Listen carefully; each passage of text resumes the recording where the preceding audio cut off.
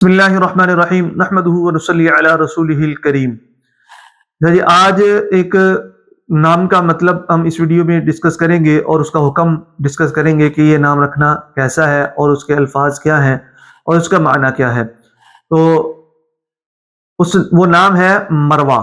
مروہ نام بچی کا رکھنا کیسا ہے؟ بچی کا نام مروہ رکھنا کیسا ہے اور اس کا معنی کیا ہے اور اس کے الفاظ حروف کیا ہیں؟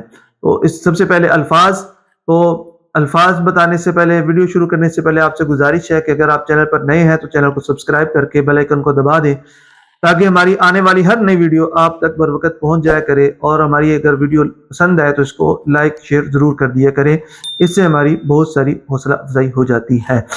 تو شروع کرتے ہیں۔ مروہ، مروہ کے جو ہے لفظ میم رے واو ہے، ہاں ہاتھی والی ہے، تو یہ مروہ، تو اس کا مطلب ہوتا ہے خوشبودار درخت۔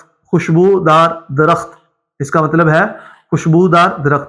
اور یہ صفا مروہ جو ادھر سعودیہ کے اندر، مکہ کے اندر جو ہے جس کی سعی کی جاتی ہے تو اس کی طرف بھی منسوب ہے، تو لہذا یہ نام اچھا ہے، یہ نام بچی کا رکھ سکتے ہیں، مروہ نام بچی کا رکھ سکتے ہیں۔